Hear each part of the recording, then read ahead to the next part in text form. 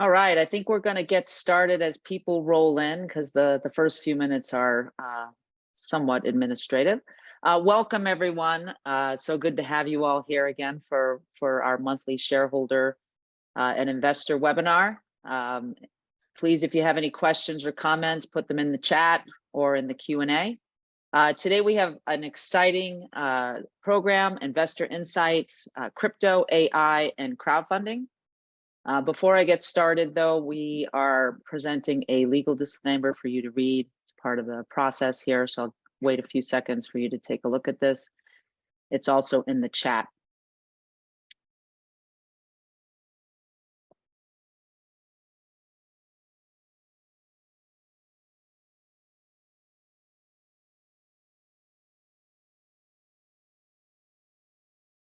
All righty. Also, we have two companies here today. So that first disclaimer was for Cloudastructure. We also have HydroHash with an offering circular and disclosures can be found at this link, which is also going to be placed in the chat as well. And now we can kick it off. So again, welcome everyone. We're going to start today's program with a brief overview. We do have some new investors, potential investors, shareholders in the room. So we'll have a Cloudastructure overview. We'll also have an overview of HydroHash. I think some of you will be very interested in what HydroHash is doing. And then Rick's going to go over an outline of some histories of both companies, their similarities and differences, and some of the symbiotic features of them, and give you some insights on what this means for you as an investor. But before we kick it off, I just want to welcome Rick Bentley, the founder and CEO of Cloudastructure and HydroHash. Definitely staying busy these days. Welcome, Rick. And James McCormick, who's the CFO of HydroHash, and he's also a really valuable board member of ours here at Cloudastructure. So, you know, Rick, if you want to just kick it off, we'll start the roll. Yeah, happy to. So, James and I met at General Magic back when we were both a lot younger in the 90s. And for those who don't know about General Magic, there's been a movie made about it. Forbes called it the most important company that never made it. In the 1990s, we had invented the smartphone, the tablet, the app store, and the voice assistant. That's no exaggeration. It was one of the first concept IPOs, so it went public before it had the revenue to really do so, and raised 9 figures. James, is that right? Yeah, correct. Yeah, 9 figures. And James was a CFO there, and I was a fledgling program manager, and that's how we met in the first place. So it's been a wild ride. I'm glad to have you along with me for it, James. You've been really great. Glad to be here. So Cloudastructure, the company I started, I think everyone knows, a long time ago. I actually started in '98 when it was just too early to do video in the cloud. So I did a bunch of other things along the way, worked directly for Andy Grove and was full-time at Google and some other things. But something happened along the way, and that was Google gave up TensorFlow, which was a machine learning platform. And I suddenly realized we could do better computer vision than anyone else was doing in the security space, at least. Also around the same time, we discovered crowdfunding, which I think everyone here knows something about. And the idea behind crowdfunding is pretty simple. In order to protect people losing their retirement plans to shysters selling, high-risk stock, and they basically told everyone, hey, unless you're an accredited investor, unless you're already wealthy, you can't invest in early-stage companies. Which meant that if you live next door to Mark Zuckerberg when he was starting Facebook, and he said, hey, I got this cool website I'm working on. If I just had $5,000, I could really get things moving. I'll give you 5% of the company for $5,000. You'd say, great, dude, here's the check. My time machine or crystal ball says this is gonna work out awesome for me. He handed it to him. He contacted his lawyers and go, oh, well, is the person who just gave you that $5,000 an accredited investor? And he would say, no. And so we have to give the money back then, right? So it literally precluded the average person from investing in early stage companies. You had to wait for the IPO to get in. So anyway, now with some restrictions, so you can't bankrupt yourself with it, right? you can invest a certain amount of your net worth or income or whatever into early stage companies, right? So Cloud raised $35 million on a Reg A plus, and that put us in some pretty rarefied air, top 1% of crowdfunded investments. We got 14,000 investors. We respect, value, and appreciate every single one of you. Thank you so much for jumping in this crazy ride with us and taking all the risk. And it's really paid off. We're the most decorated AI surveillance platform in 2022, and our pipeline is filling up with some just amazing property management companies and property ownership groups as we have found our market niche and are rolling out into it. So that's Cloud Structure. Why don't we talk about HydroHash here? Along the way, I mentioned I was doing a lot of things before we got Cloud Structure fully funded. One thing I was doing was mining cryptocurrency as early as 2015. And in 2018, when Ethereum came out, I started mining on liquid cooled GPUs. And a couple of years ago, companies were going public left and right in the crypto mining space, and a little bit inspired by Elon Musk, who runs 4 companies at a time or whatever. I thought, hey, a lot of this is just copy and paste, but even more than that, we'll get into it a little bit. There's a lot of real similarities. We're using liquid cooling GPU rigs at Cloud Structure, for example, for our machine learning, computer vision stuff. There's just a lot of interesting copy and paste, duplications, efficiencies between the two. So we raised $5 million in under 24 hours on our Reg CF. 5 million is the SEC max on a Reg CF per year. It has 5,000 investors. Again, appreciate every one of you as well. It has an open second Reg CF right now, and it closes in 8 days, just FYI for everyone. But the idea there is it's liquid cooling for crypto mining, and we use renewable hydropower. And James is the real force behind that one. I may be the CEO, but James is the CFO, COO, chief cook and bottle washer there, who gets everything done. Okay, so let's go on to the next one. So I just kind of walked through the history a little bit. I was mining Bitcoin, mining Ethereum. I was a full-time advisor at Google X, which is Google's advanced research division, essentially, or it was. They moved things around in our alphabet since then, but same thing, just different legal structure. And they gave away TensorFlow, which was amazing. It was the machine learning platform that I think people probably heard me say this before who come to Somewhere with Things, but not that long ago, computer vision was artisanal. You did it by hand. So let's say you wanted to detect a car, you had to first explain to a computer what a car looks like. And so you say, well, okay, it's got these brown things down here that are black called wheels. They're kind of shiny or glassy on top. They have these doors, sometimes one on a side, sometimes two. I don't know, sometimes on a pickup truck, there's like a half one. Anyway, the back lights are sometimes red and the front lights are sometimes white on the sides or sometimes yellow. And you try to describe to a computer what a car looks like, and not surprisingly, you do a really terrible job, right? And with machine learning, you say, hey, here's 10,000 pictures of cars and 50,000 pictures of planes, boats, mailboxes, bicycles, whatever, right? And once you do that on an appropriate machine learning platform like TensorFlow, it now can do a better job at recognizing cars than you ever could have taught it by hand, right? And so it's just kind of amazing technological revolution that we're in right now, this whole machine learning thing. And so I saw that and I said, okay, well, I quit Google. I'm going back to this video surveillance startup I kind of had on pause for a long time.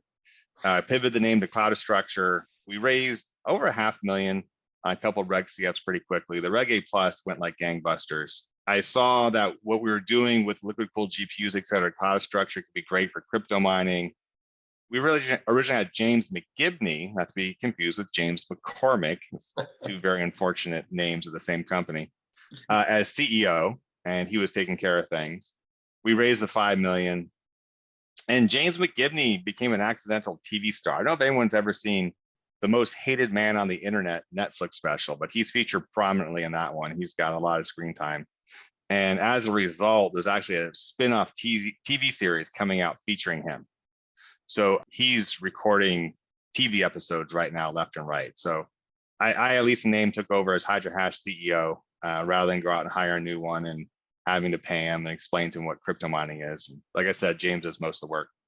And then we have a second Reg CF for Hydra Hash. So that's how we got here. And so with that, let's dig into some of the similarities and differences. And James, I'll cut you in here to talk about some of this stuff here in a second. Yeah. I mentioned they're both very computationally intensive. Machine learning, you need big, powerful computers, and crypto mining is big, powerful computers, right? So Cloud Structure had built some liquid cooled GPU boxes just for this. GPU's graphic processing unit, it's just a lot faster computationally than a CPU for either video or crypto mining. And so Hydra Hash, was able to kind of copy and paste some of that. And Hydra Hash also built some water blocks for ASIC miners. Another similarity is crowdfunding, right? I remember the first company I started, Televoke, I spent most of my time trying to figure out legal and board and corporate and fundraising type of issues, right? And once you kind of have it down, anything you can copy and paste is pretty straightforward. I'm sure Elon Musk is pretty easy for him to start a company at this point, right? He's done it before. As mentioned, James and I are involved with both companies. Big differences are Cloud Structure needs to get customers. So they have sales and marketing. Hydra Hash mines crypto. So there's none of that. There's no product market fit, risk, et cetera. And Cloud Structure is big, has a 30-person team, and Hydra Hash has a 4.2-person team or something, right? Mm-hmm. All right, and then Synergies. James, why don't you talk about getting the best deals on hosting and power, how that impacts Hydra Hash, and I'll show how it's this exact same issue at Cloud Structure. Sure. So if you think about crypto mining, the largest variable cost for the company, for its operations, is basically power and or hosting if you have somebody else running your machines. The largest variable cost, largest piece of cost of goods sold. And as such, from a HydroHash standpoint, we spent a lot of time, well, we spend a lot of time on a daily basis thinking about where we can get the cheapest power that sort of meets our credo of hydropower, renewable energy, if you wish. So the intersection of those two things, it's not easy. You just don't Google, right? Show me where to get the cheapest power in the United States, right? That's hydropower, and send me an application to work with the local utility. It's quite a bit more complicated than that.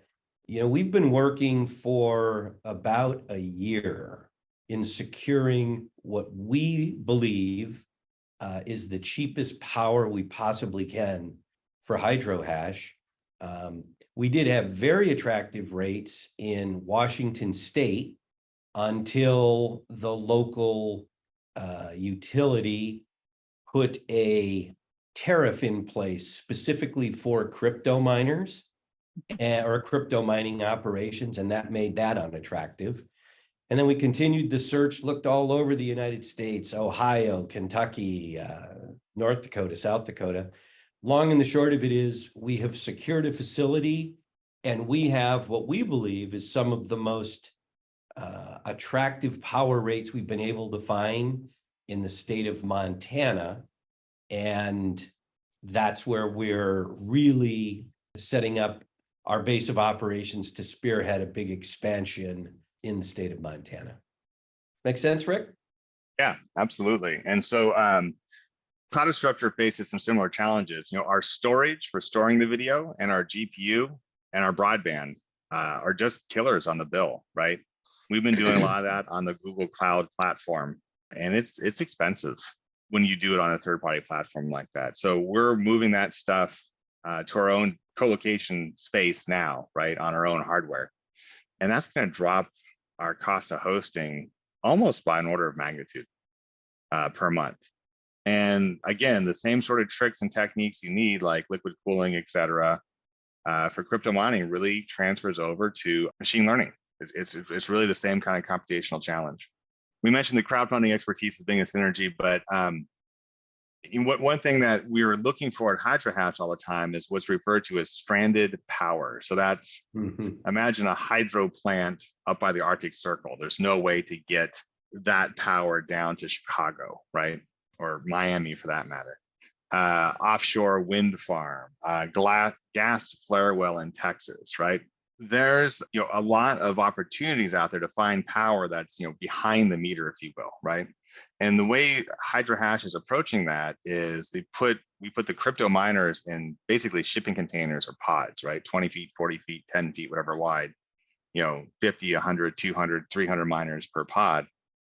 And that basically then sits behind a dam by a river, right? It's almost the van down by the river.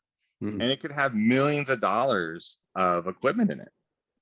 And there's no one living there, right? What happens if it goes offline one day and someone gets out there the next day and it's gone, right? Because someone hooked up a big rig to it and drove it away.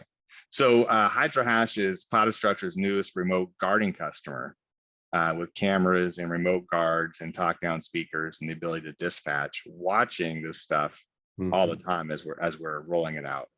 And crypto mining might end up being a good market for Cloudastructure. We don't know yet. It's too early. We know it's a good fit for HydroHash, but the management teams know each other, right? So that was an easy sell. We think there might be something big there too. Real quick, I saw a question go by. I'm not able to catch them all right now, but I just want to ask what keeps Montana from doing a similar tariff? The short answer is nothing. It is. There's a long answer though, and it is just fascinating as an aside that the state of Washington and the local utility district there, the county, et cetera, have decided that, hey, if you are hosting spam servers or social media pages or phishing scams or porn or whatever, you can pay the low power rate. But if you're mining crypto, you have to pay twice as much for power, right?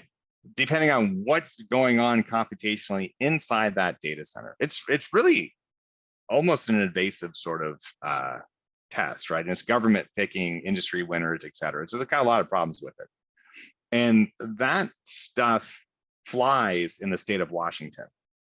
And that kind of stuff doesn't really fly politically or socially in the state of Montana, right? State of Montana, you walk around, people got guns on their hips, right? And they don't think anything of it. Try getting a concealed carry permit in most of Washington state before the Bruin ruling by the Supreme Court, right? Just very, very different social and political attitudes, right? Yeah, exactly. So so you get the idea. We think Montana is just going to stay neutral on this sort of stuff, whereas Washington will try and legislate the way to their political agenda, right? More likely.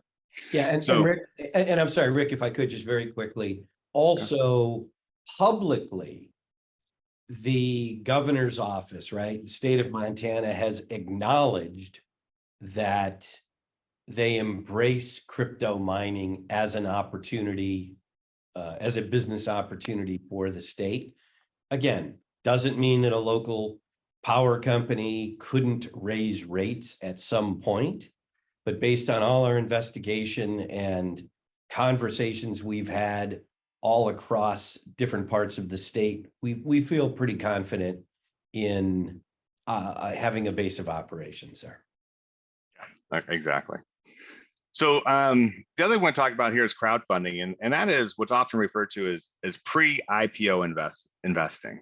James, you're the financial guru in the room. Why don't you kind of walk us through this one a little bit? Sure, and I can also say this. Before Cloudastructure and HydroHash, I've been involved in a number of public and private companies, raising lots of money. I would guess at this point, probably $1 billion, $1.5 billion or so for these different companies I've been involved with. I've never actually been involved in a crowdfunding environment.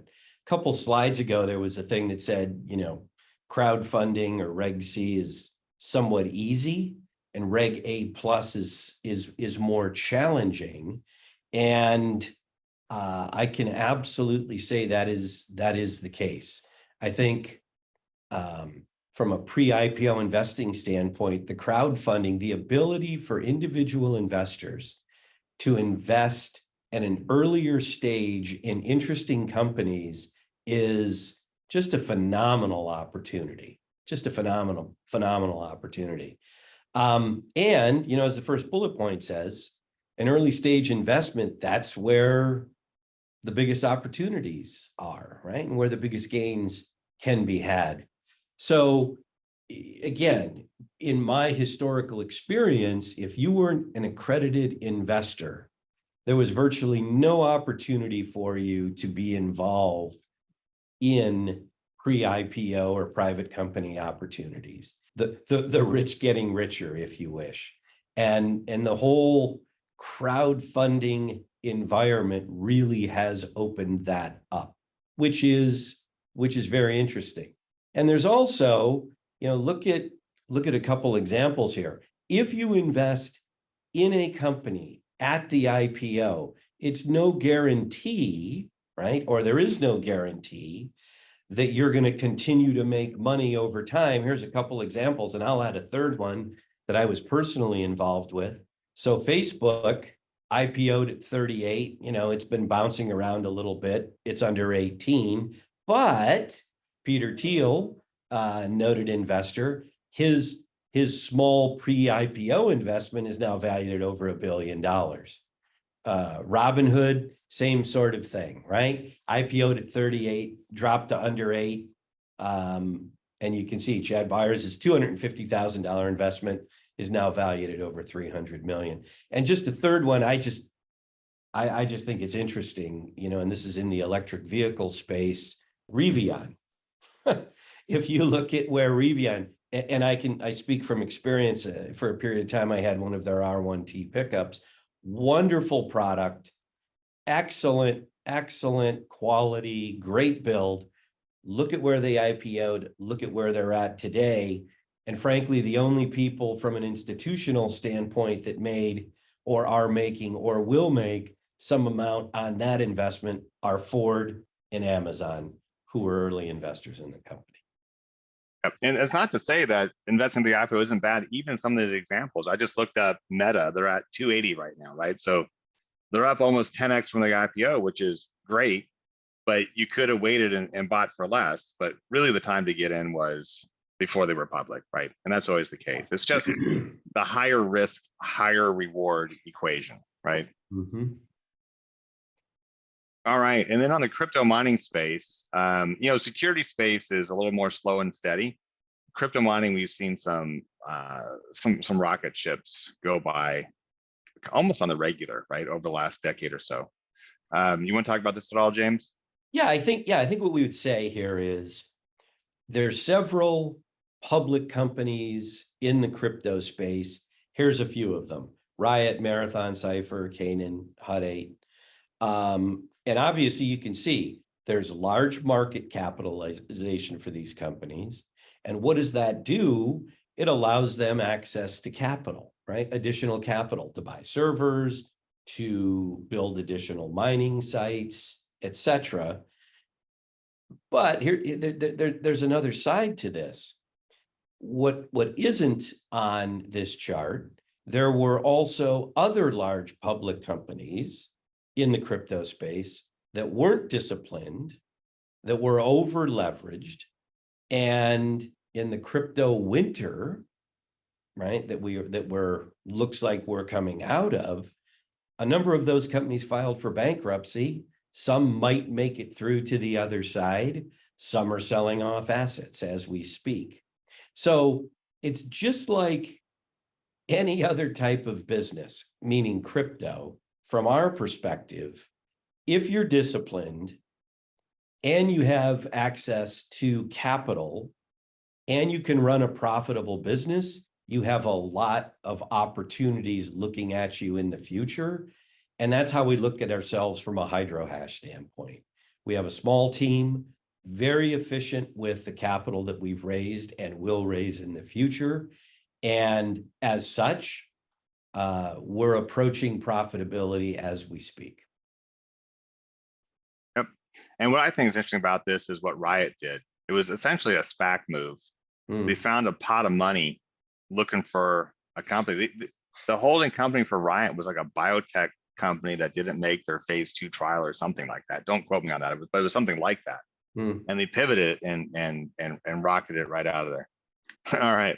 So, we did a thing with Chris Lustrino of King's Crowd a month or two ago, we kind of talked about his and my picks for an AI company. And, these large language models, multimodal inputs and output, AI things going on, like OpenAI with Chat GPT, that kind of brought this all to popularity. At least it did a lot better job than Microsoft's Tay did. If anyone wants to laugh, Google Microsoft Tay, Tay, and see what happened when they made a unsupervised machine learning bot. It went full racist Nazi in like a day.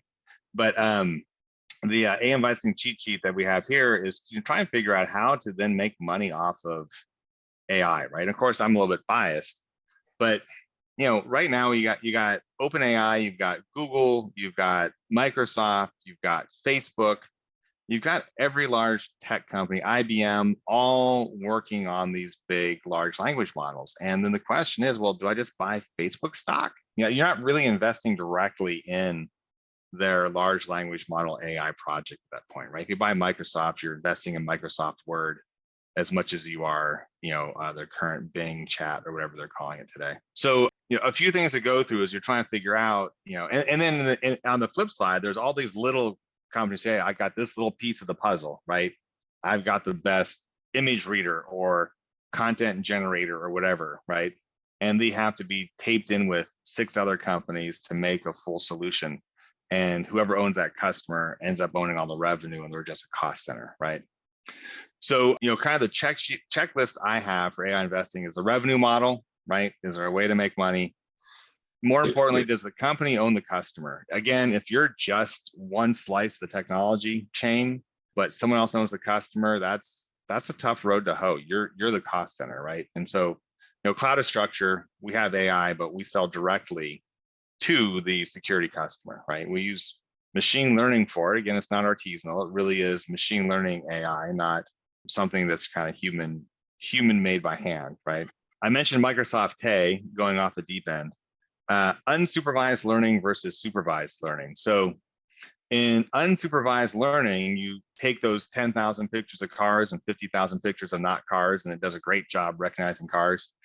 The military did that, and they wanted to detect terrorist vehicles like VBIEDs. I was in Baghdad as a contractor twice in 2004, 2005. One of the many things I've done to fund my startup habit. And VBIEDs, vehicle-borne improvised explosive devices, were a real scare there, right? And the military said, hey, we're gonna do the same thing. We're gonna take pictures of all these cars before they detonated, and we're gonna feed them into the computer, and it's gonna use machine learning and tell us which ones have the modifications or the slightly different list to them or their driving habits or whatever it is. So we'll be able to detect them before they blow up, maybe even better than a human can. And it worked terribly because what it came back with was if there was sand in the background, it decided it was a terrorist vehicle, right? Because all the pictures of the terrorist vehicles before they blew up had sand, or a lot of them had, a disproportionate amount of sand in the background, right? So if you're not supervising the learning, you don't know what kind of rabbit hole it's going to go down. You need the ability to have the human step in and say, hey, no, this is a good one, that's a bad one, right? This is Rick, that is James on face recognition, for example, right? Original data that scales, if you are using third-party models, you don't own a lot, right? And they're not IP protectable to that same point. And you need some kind of unique value proposition, right? If there's 8 people doing what you're doing, it's gonna be a little hard to stand out, right? So find that niche of where AI really can do something valuable and jump in on it. I think there's some great examples of that throughout history. I think, Nest was a great iterative approach to the learning thermostat. I think some of the people had tried it, but made them more programmable, right? I just think there's a lot of examples in the past where someone finds that niche and exploits it.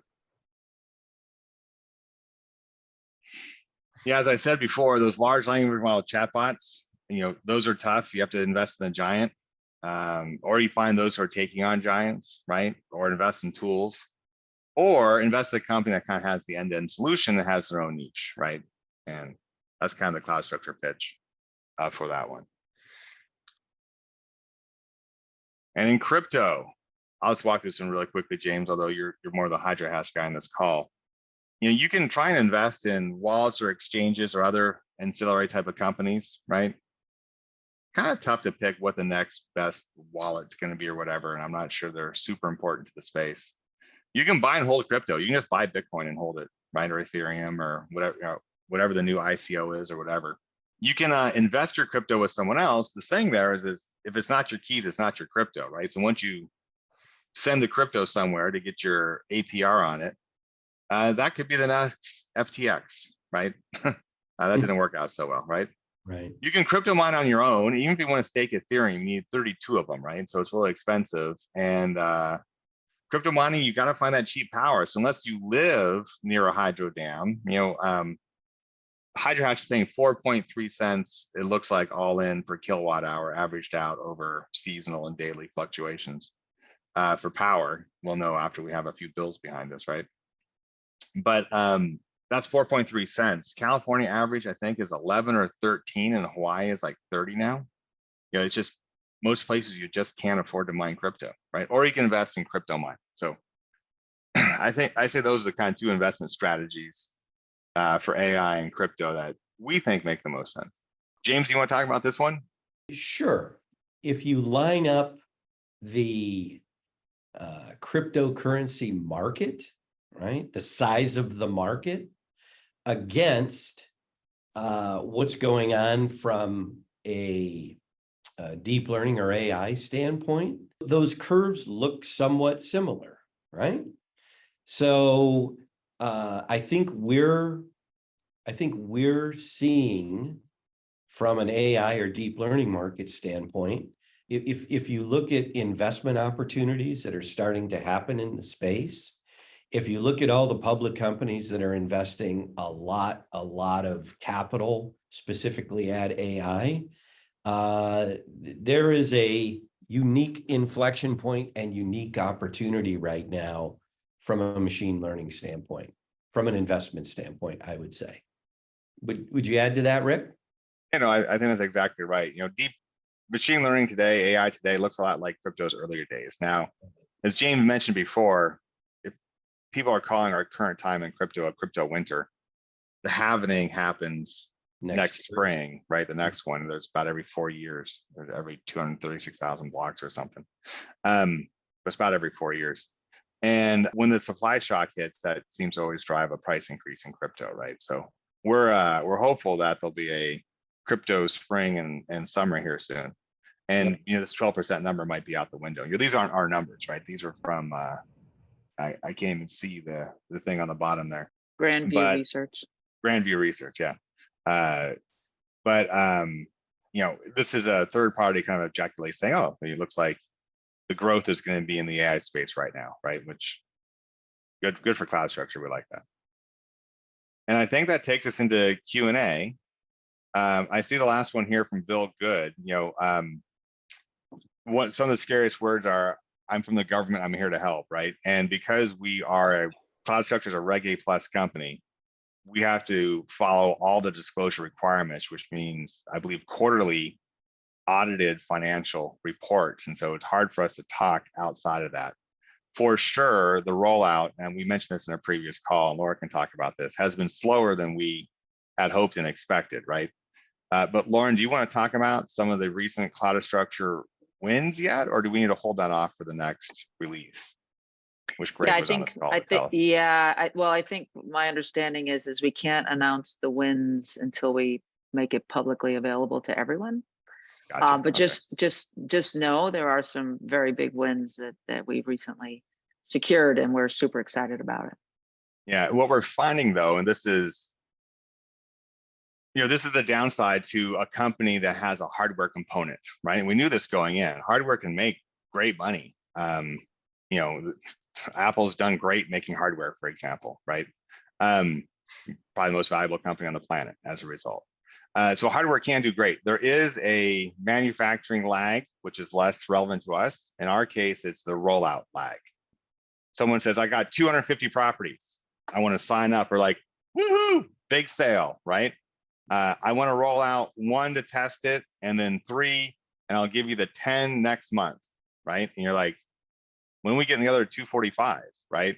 Well, when the next 10's done. Well, when can we do that? Well, I'm going to tell you next month, right? So they're not just willing to dump all the capital in on the first day, right? And so that's been kind of the blocking and tackling lesson at Cloudastructure. We've gotten the big accounts, they represent a lot of money. It's taking us longer to get them rolled out than we would like, right? And we're pushing on a string. We can't make the customers go faster. We pulled out every carrot we can think of. But the there is there. It's just, the delay of game is just frustrating to be in. I'm sure it's frustrating for everyone to watch. And so we're doing everything we can. Lauren has a great team who's on top of it. Yeah, one thing I was going to add is, just to add a little color to that is we did pick a specific vertical. And as Rick said, we are attracting some of the major players. Of the top 20 multifamily organizations, all of which have over 50,000, combined locations. We have secured, 3 or 4 in the top 10 and have, some really solid conversations going on with I would say, the rest of the top 20. So we're starting to lead in the space and get referred in the space, and we keep winning the business. And so we're very excited. And it is now all about rapidly implementing and scaling multiple locations. And the faster we do that, the faster we get to revenue. So that's the new challenge. Yep. And this is normally where I would give the fundraising pitch. Unfortunately, Cloudastructure's Reg A Plus isn't open back up yet. You are required, again, I'm from the government, I'm here to help, right? You're required in an effort to do good, you're required to requalify your Reg A Plus every year. And as soon as you apply for requalification, your last one is immediately voided, right? So every year your Reg A Plus has to go offline for a period of time until your next until your post-qualification amendment, I think it's called, is qualified. So right now we can take accredited investor investment, but we can't take non-accredited. People can still sign up, get notified, et cetera, for when the Reg A Plus portal opens back up for non-accredited investors. But right now we can only take accredited at Cloudastructure. And we're still on a good footing capital-wise. We've got money in the bank, and we're controlling the burn, and the revenue's coming up, and that's all good. But the more capital we have, it's the less risk for everyone, and it is comforting to our partners to see that we got a strong balance sheet, right? Because it's hard for them to work with a startup. No one got fired for hiring IBM, is the old saying, right? So anyway, that's kind of where we're at with Cloudastructure and the fundraising. Love to have your support. And it's unfortunate that by the time this video came out, we didn't have the Reg A Plus back open again. We hope to soon. There's just the SEC broker-dealer FINRA triumvirate of agencies who need to make sure, and companies who have to make sure the whole thing happens right? So it's how lawyers make money, I guess. Yeah, we're getting a couple of questions, as we always do, on what's the most likely path towards a liquidity event for Cloudastructure, or when are we going to go IPO? We can't really give timelines on that, but Rick, do you want to comment on any of that? Again, the regulations say the first rule about Fight Club is that you don't talk about Fight Club, and the same thing's true for your IPO.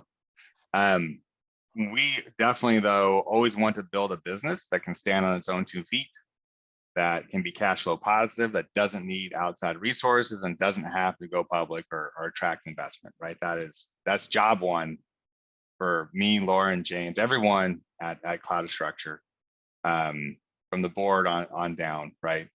That is what we're built. That's what we're looking to build, right? It's not quite there yet. We think we're going to get it there, right? That's our goal.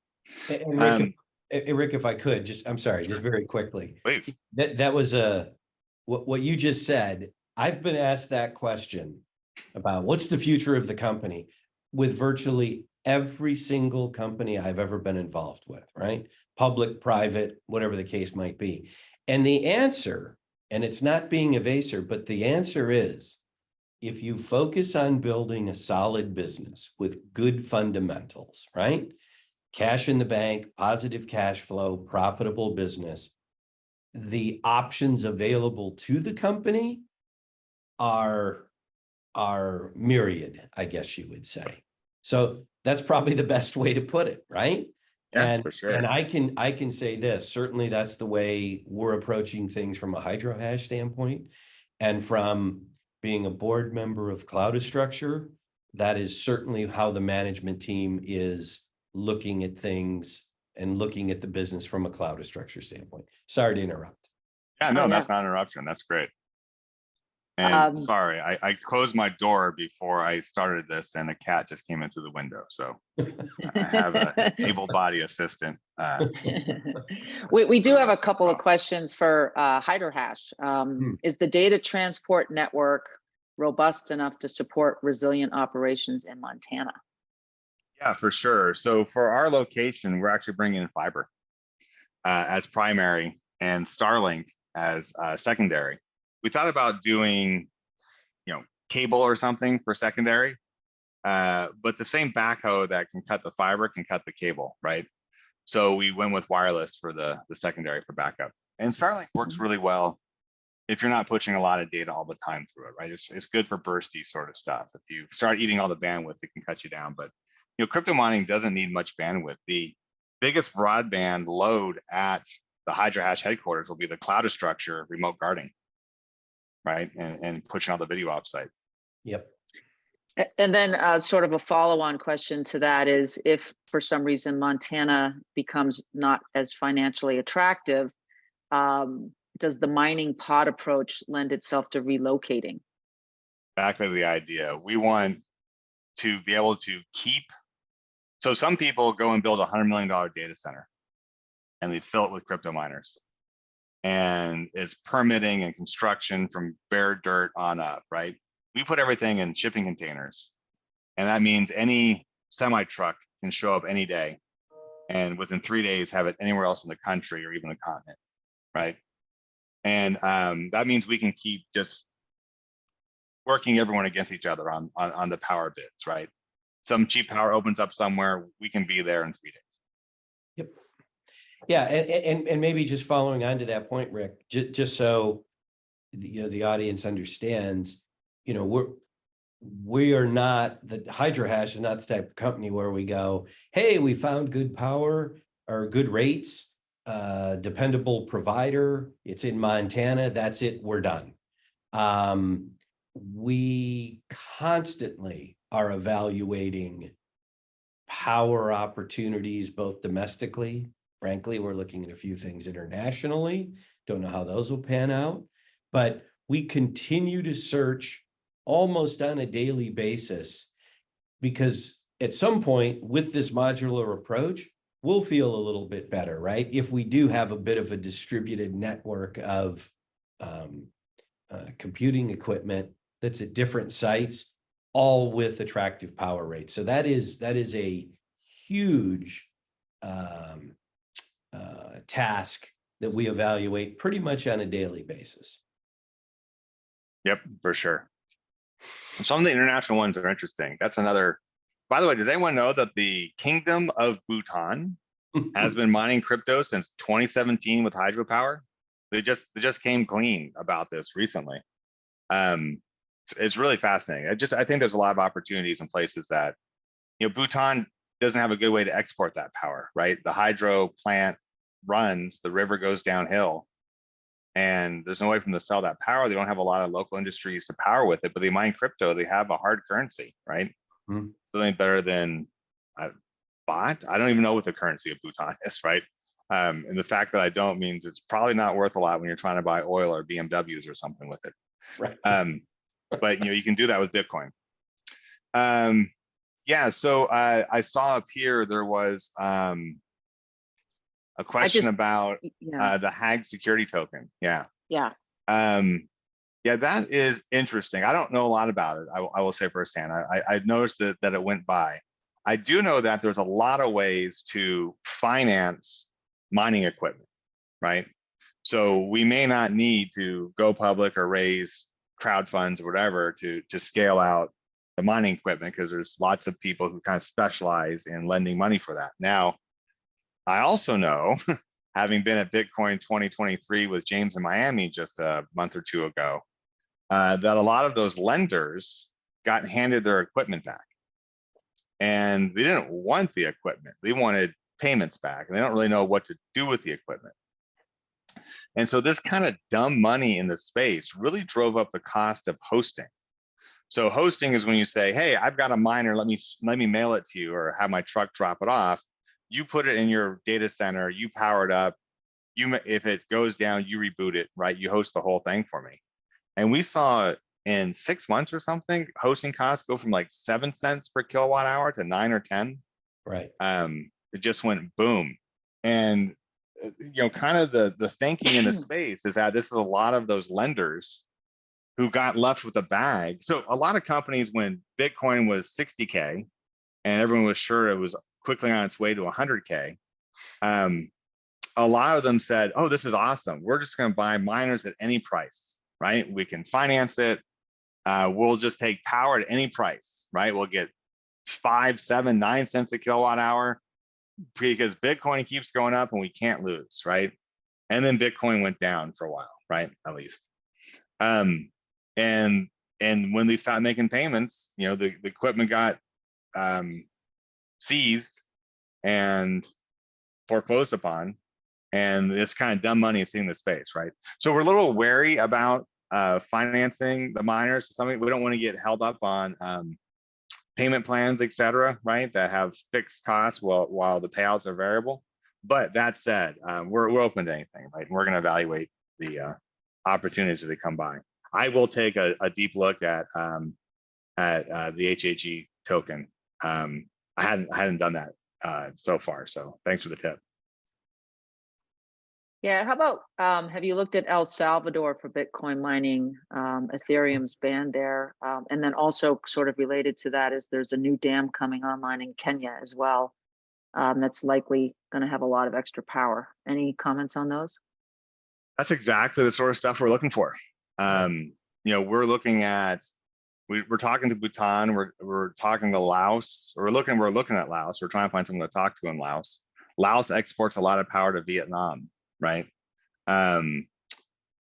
We've seen South and Central America and Africa, right, as great examples of potentially stranded power. And by the way, a lot of these dams they built with loans from the International Monetary Fund or whatever the modern replacement of third world exploitation is, where they lend the money in hard currency and they have to pay it back in hard currency, and when they can't, they take over the economy. So yeah, them having hard currency to pay these things back could be of crucial importance to their survival as a economy and even a country, right? So we're looking. Some of the stuff that comes with it is a little scary. So for example, in the Middle East, you can get cheap power. Kuwait will burn oil and give you cheap power, right? It has to be 51% owned by a local, right? Citizen of that country for most places in the Middle East, which means you're along for the ride at that point. And what we've seen happen is, hey, we'd like you to build us this, build this big facility with us, right? Okay, we'll build a big facility. We'll own 49%, you own 51%. Thank you for building this big facility. Would you like to build another big facility?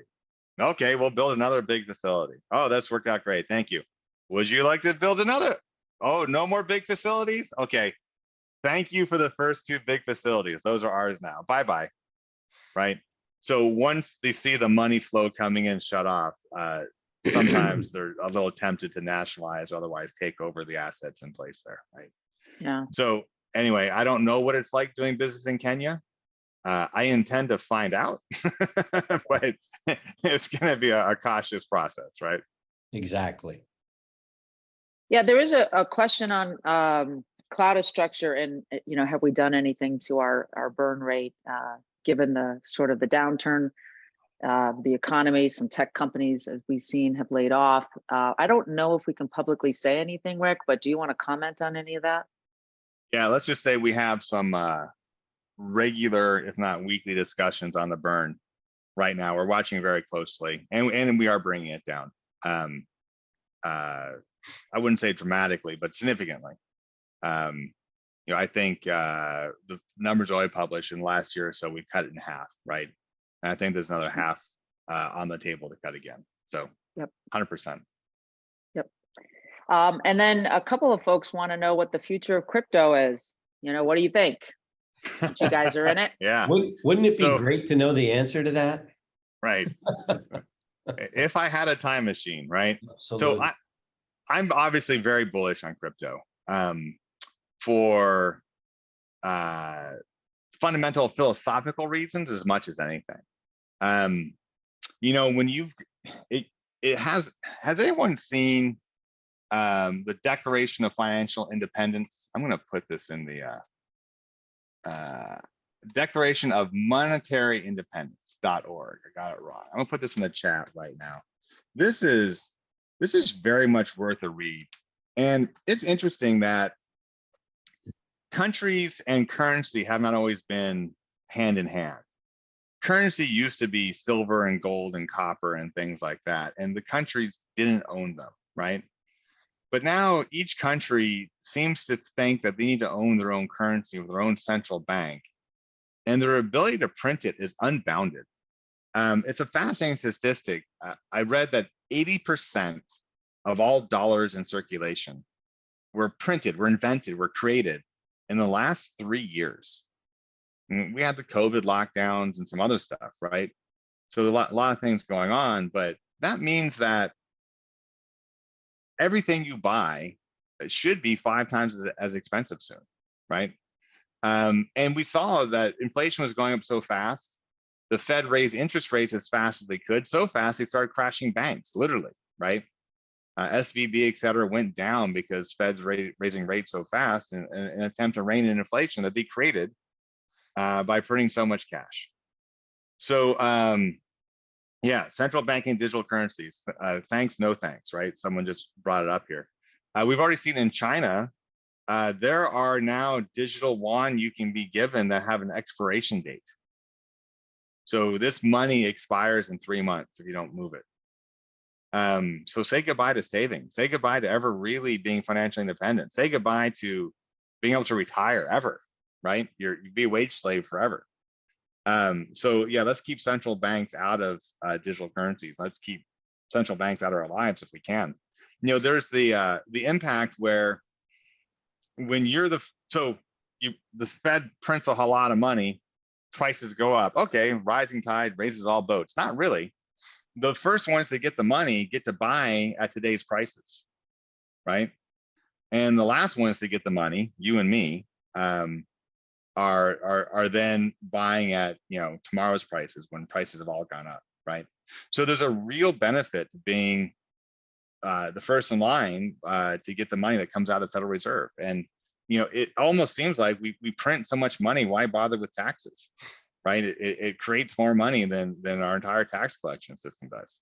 In any case, the reserve currency, the US dollar being the world's reserve currency, is being lost already.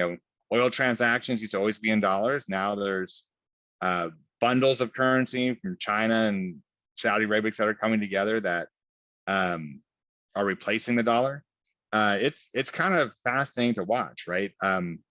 People in Silicon Valley mistake me as a conservative all the time. I say I'm more liberal than you are. If I was in charge, I would nationalize the Federal Reserve, and nationalizing a private institution is some serious Hugo Chavez Communist Manifesto stuff, right? But I really think crypto needs to win for people to be free from kind of the rich always getting richer, right? And the people be able to have control of their finances. Wealth deltas between the rich and the poor right now are the highest they've really been in history. Even medieval times, the difference between a peasant and a king is less than the difference between anyone on this call, including me, James, Lauren, anyone, and Jeff Bezos, right? That's a bigger wealth delta than it is between a peasant and a medieval king. And I think crypto's a way out for that. So the question is, will the governments be able to kill it or not, right? and they're trying, right? They're trying to regulate it this way, that way, and tighten the screws as best they can. If they can't, though, if the cat's already out of the bag, and I hope that it is, I think it's the future. And then what's the value of Bitcoin? Well, it's everything in the world divided by 21 million Bitcoins. That's the value of Bitcoin, right? And that's a lot more than the 30,000 it's at now, right? But who knows, right? Maybe tomorrow the Biden administration will imprison anyone who holds crypto like we did for gold in World War II, right? Could happen. It's happened before. It could happen again, right? We'll see. But I'm bullish. I think that people want it. I think China and Russia have been able to clamp down on it. I think we're freer, and I think we're going to get out from under it, and hopefully we can spread it back to those countries too, and free mankind from central banks. But what now? I sound like a crackpot now, so I'll shut up. But I'm very bullish on it. Everything divided by 21 million. That is the upside to Bitcoin, right? And the downside, 0. Lauren, you might be muted. I see your lips moving, but I don't hear anything. Yeah, we're approaching the top of the hour. I want to thank Rick and James for really an awesome conversation. Kathleen has posted, if you're interested, if you have questions about Cloudastructure or HydroHash, you can visit their sites, invest.cloudastructure.com or republic.com/HydroHash. And so any closing comments, you guys, before we close it up? And thanks for the participants for listening. We will have another webinar in August for investors. We're going to take the month of July off, given that most folks are taking vacation, but we will be back in August. So any closing comments? Well, I think, go ahead, James. Well, yeah, let me start then, Rick. You can, right, why don't you wrap it up? I just want to say, for the people on the line that have invested in HydroHash or Cloudastructure, but specifically HydroHash, or are considering it, thank you very much. You heard a little bit about our approach, our philosophy, how we look specifically at the crypto business. We think we're onto something. We have a real disciplined business model and a great group of execs and team members that are deploying assets to mine crypto. So thank you so much for your investment. If you're thinking about it, we appreciate that as well. Rick? Yeah, I'll say the same thing for Cloudastructure. Apologies that the Reg A Plus is not open for this call. We are trying to, keep the war chest going. It instills confidence in our partners. It de-risks us. So we're still raising capital. We'd love to have you participate at Cloudastructure as well. I think it's been a fun call. I think there's a lot of synergies between the two companies, by the way. I'm proud to have started both of them and still be involved with both of them. They're some of the best work of my life. And I've been in some neat places. Like I said, General Magic. People check out General Magic, by the way. You'll be shocked. There's a General Magic movie, etc. It's pretty fascinating. That's where James and I met, like I said. Yep. But Google, etc. But I think, and I started a company that's backed by SoftBank and eventually bought by Uber. That was Televoke turned Jakarta. But these two are just, I couldn't be prouder. And I thanks everyone for the support and the confidence and what we're doing at both places. It really means a lot to me, and I know the whole team. So thank you so much. All right. Well, it sounds like folks really enjoyed the call. I can tell by the chats. So thanks again, everyone, for your support. We're here to answer any questions and follow up. You can just send us, go to our website and send us your questions, or I'm at Lauren@cloudastructure.com. Rick is pretty straightforward as well. So we're easy to find. Just reach out to us if you have any questions. And thanks again. Have a great day. Thanks, everyone. Thank you. See ya.